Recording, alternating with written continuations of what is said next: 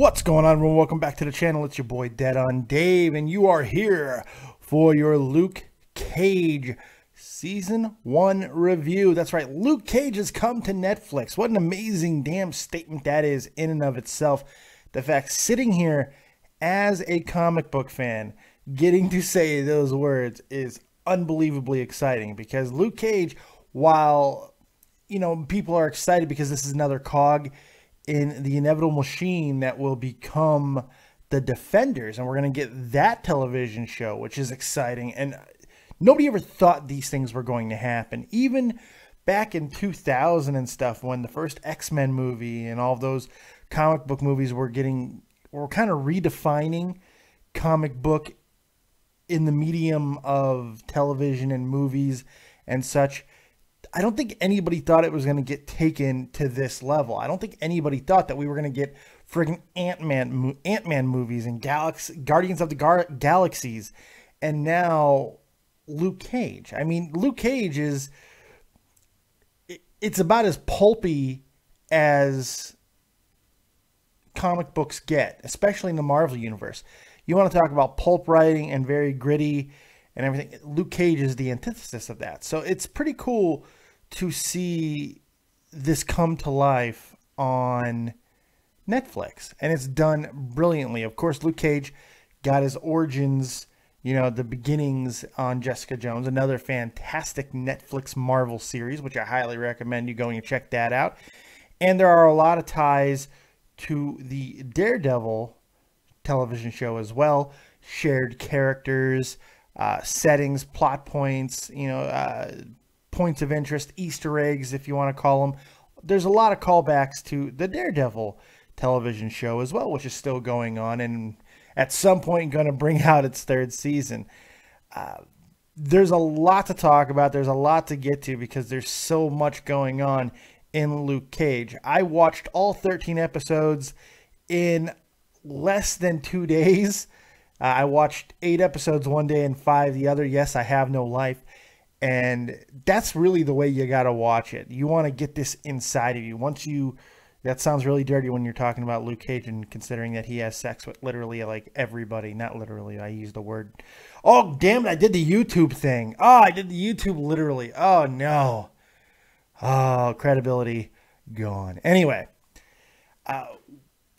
very simply, Luke Cage works for this reason above all others. The only connection that I have with Luke Cage as far as a character and wanting to see Luke Cage is the fact that I'm a comic book fan. The fact that I've read Luke Cage comic books in the past. When you look at a television show that leans so heavily on cultural connection, both in setting and in music, I have no connection to that. I don't know if you've noticed, I'm not black. I'm from Chicago, very far away from Harlem, in some ways closer in other respects than others. And I'm not a hip-hop guy. I'm not an R&B guy. I'm a rock guy. But I do appreciate the different types of music and different cultures. I very much am into it, even though I'm not a huge hip-hop guy. All that being said, and things that you would think that would work against me, as, you know, far as getting grabbed and brought into this show, they couldn't stand in my way. There was something that spoke that resounded very, very loudly, that kind of just barreled through all of the other cultural and ethnic barricades that might be there. It's intriguing. That thought process alone is an unbelievable success, and one of the coolest things about this show. So let's get into the main reasons why this show works and some of the best things for it for me. Well, I got 4 major points I want to touch on. Let's start with what we just kind of started with, race and setting. Now this, for some people, is going to be a detriment, because there are some SJW things in this show. There are some you know, Black Lives Matter things, and it's not for everybody. A lot of people are going to have issues. They're going to take interest because at the crux of this show, at the core of it, it's a black man wearing a hoodie, battling police in a lot of ways, not just physically at times, but also perception. There's a lot of on the nose things that are happening in the world today that are being talked about during this show. Why it never becomes a burden and why it never takes away from the brilliance of this show and why it continues to move forward and works is because they show both sides. They show the politicians and black leaders within Harlem there in the show manipulating the media, manipulating the police, manipulating the people against both of those and in conjunction with both of those entities at times during the show. So getting to see the other side of it and how the system is manipulated. And even though a common theme throughout the show is the system being manipulated against black people in Harlem and black people in general, it shows the other side of it on how black people can manipulate the system to their own ends too. It's very interesting. There's a really cool conversation to be had about the entire situation, because I don't think anybody can look at it and go, well, that's just doing it just to shove it in white people's faces, or that's just doing it because Black Lives Matter and they're trying to get in the pockets of BLM. No, I don't think it ever gets to the point of extremism. I don't think it ever gets to the point of extreme liberalism. I don't think it ever reaches that. And every time that it even begins to, because there are a few points in the show where it can kind of be like really on the nose and almost punch you in the face with it, they scale it back so quickly and make you understand the other side of it so well that it never becomes an issue. And that is a really, really tight rope to walk. And it's something that they excel at beautifully throughout the show. So you have to give it a lot of credit just for that. The setting, Harlem does what so many great settings are able to do, whether it be in television, movies, or books. What's really cool is Harlem becomes its own character. And it's alive and vibrant and impactful, and it's important to the story. Harlem is, in essence, the main character of this story, aside from Luke Cage. It's a battle for Harlem and what Harlem means, the representation of Harlem, which is just really cool. Again, things that could have been on the nose and could have deterred you from wanting to be engrossed and immersed in this universe, in this world, in this Harlem, which is, very similar to the real Harlem in a lot of ways, especially right now, how it's being changed and cultivated into a different, the perception of Harlem is being changed. At any time, it could have gone over the line and completely put you off, but it doesn't. In fact, it draws you in. You feel like you're getting, even as a white guy who's never been to Harlem and has no cultural connections and really shouldn't be able to understand the cultural ramifications of what Harlem is. I want to go to Harlem. I want to be a part of Harlem. And I feel like I am after watching this show. I feel like I understand a little bit more about Harlem and that setting than I ever could have. And I've seen Harlem. Harlem gets shown all the time in movies and television shows and talked about and things. I've never seen it so well represented, which is funny because so much of the show is about the destruction of Harlem in a lot of ways, and how it's always just teetering on the edge of catering to the cultural renaissance of black culture, but at the same time being its own worst enemy because of some of the residents and the thought process that goes into living in Harlem. It really is just a cool balance and cool story, and it's something that it's always there. It's always about Harlem, and it's just very cool. It's very, very cool. So the next point I really want to hit on is the journey itself. Look, whenever we watch or ingest comic book stories, it is always about that journey. And Luke Cage, more than others, the journey is very obvious. You know, most origin stories or beginning tales of a comic book superhero, it's about their journey to self-discovery, understanding who they are in that world and who they are as a hero or a villain or neither in some case. While from the very first episode, it is very clear that that is the story that is being told with Luke Cage, it never comes off hackneyed or forced or convoluted. It's a straightforward yet beautiful story that is just being told throughout 13 episodes. It never gets watered down. It never gets drawn out. It's constantly moving forward, which becomes a theme of the entire show. Not only being said, moving forward, always forward is essentially this show's, with great power comes great responsibility. You hear it a lot, but it never annoys you. It never grates on you. And that's really cool as well. The story is really about that journey of Luke Cage and what he begins as and what he ends as. And while you don't get the ending that you would think that you get, the ending to the first season is almost better than the, yes, I am a superhero now and I am accepting of everything that comes with it. It's not that, and it's beautifully, beautifully done. I don't want to give away any spoilers. This is really a show that I don't want to give, if any, not too many spoilers, because this is a show that I really want people to ingest and enjoy without getting completely ruined by it. So it's very cool to see the story of Luke Cage and the people around him too. And going back to the setting and being its own character, the journey of Harlem. The journey of Harlem. It's very cool to see, and it's a very short span. It's a very short span of time that this show really gets into, and it's very cool to see what happens in a short amount of time, but why it's so impactful. Very, very cool stuff.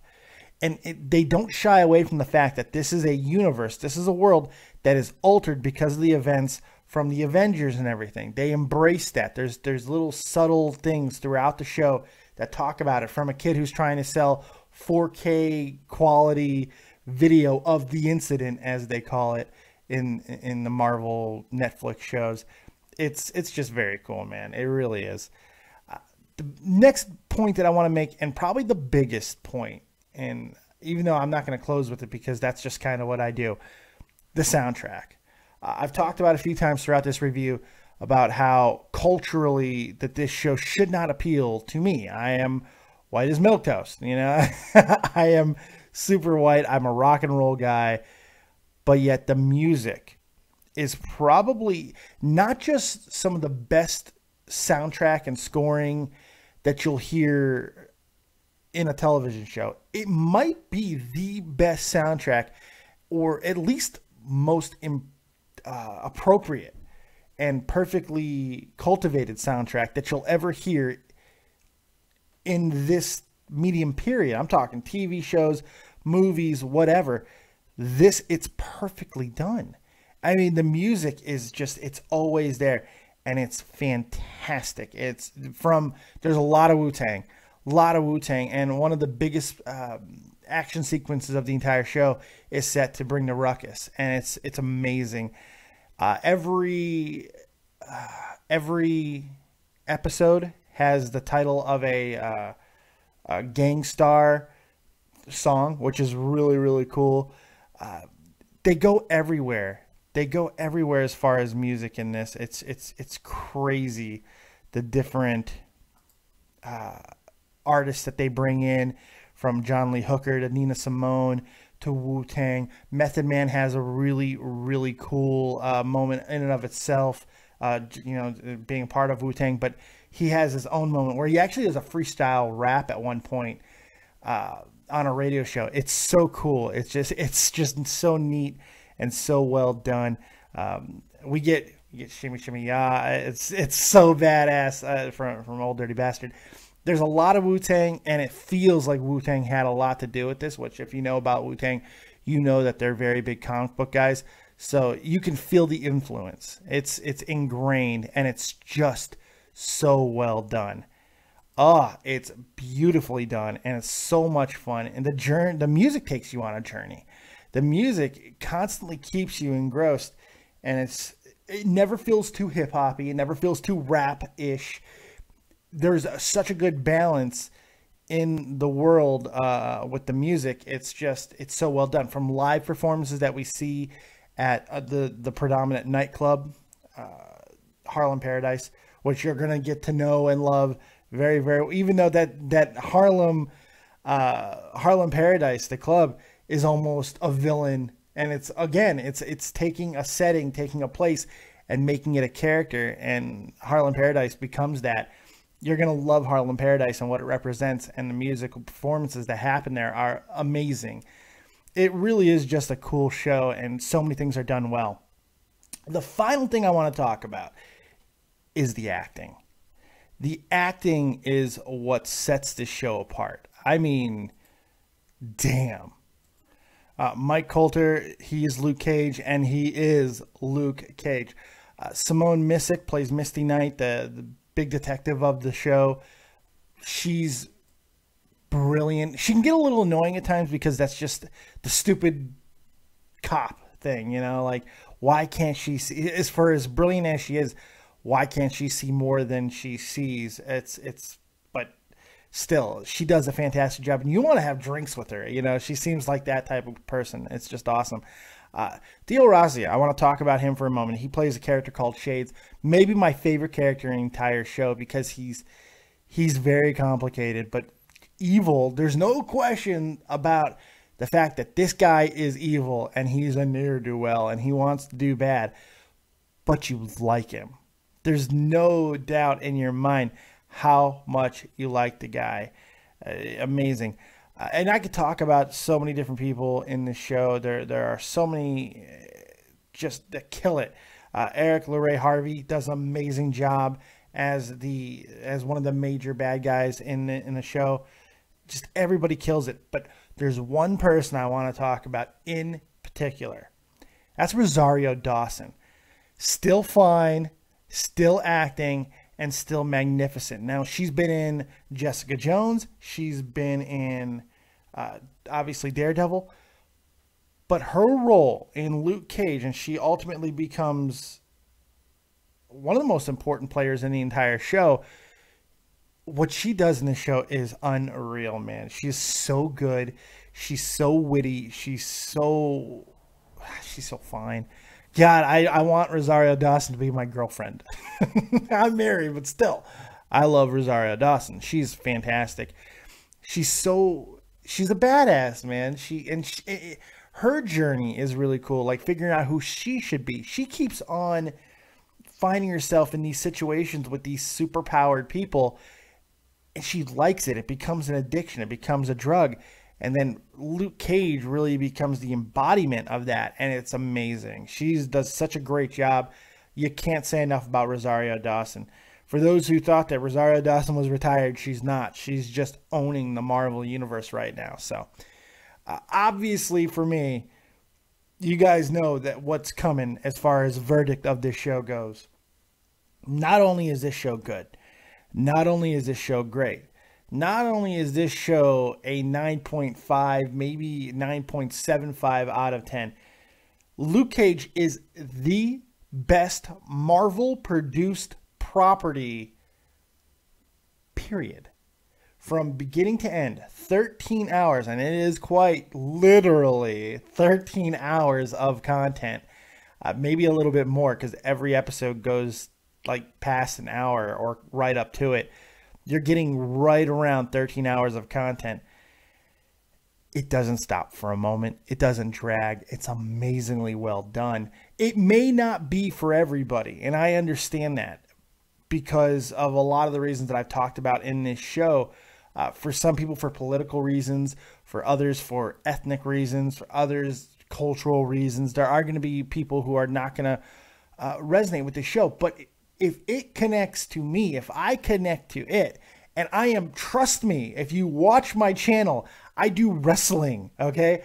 I am the last person who should be connecting with this show. Like, you would not think, you see me walking down the street, I'm not going to go, oh, that guy, he's a perfect demographic for Luke Cage, especially after you watch it and you understand what I'm talking about as far as how culturally engrossed this show is. It didn't matter for a second. So if it can connect and resonate with me, it can connect and resonate with anybody. That is why, for me, this is the best thing that Marvel has ever produced on television or movie. Yes, this is better than Civil War. It's so well done because it's longer and it's thought out and it feels, yes, are there hackneyed moments? Absolutely. Are there corny moments? Yes, there are, but they own it. They own all of it. And even corny moments can be done well and they make you smile and they endear themselves to you. And that's why this show is so bloody brilliant. It's marvelous. Yes, it is. That is the best thing that I can say about this show. Highly recommend it. I think you guys should check it out. I think you'll enjoy it. Amazing show. Love to hear your thoughts on Luke Cage. I know I didn't touch on everything about this show. I didn't want to give away too much. I didn't want to go too on the nose with things. I hope you enjoyed it. Make sure you hit the like button. Subscribe to the channel. We do wrestling, sports, interviews, nerd culture. We've got a show called Nerd and the Jerk that if you look on the uploaded videos, that's the next video that you'll see. Great show. If you love nerd culture, you love all kinds of things like that. We do that stuff here as well. Make sure you like, subscribe, and share. Tell me what you think about Luke Cage, and tell me what you think about me as a reviewer. And don't worry, I won't be wearing this thing all the time. I dislocated my shoulder the other day, and it hurts. Don't judge me. Anyway, thank you guys very much for joining me right here on Dead on Dave Productions. Like, subscribe, and share. And as always, if you don't have talent, have talented friends. Keep it copious, folks. And make sure that you check out everybody within the community. Yes, everybody who's on my featured channels list. If you want to become a patron on Patreon, you can go right into the description box below. And you can also just support me in many different ways, all of which you can see in the description box, whether donating to the channel or just subscribing to the channel. Hit me up on Twitter at @DeadOnDaveV. I'm always down to talk. And we'll see you guys a little bit later on. Thanks for joining me. Keep it copious. Peace.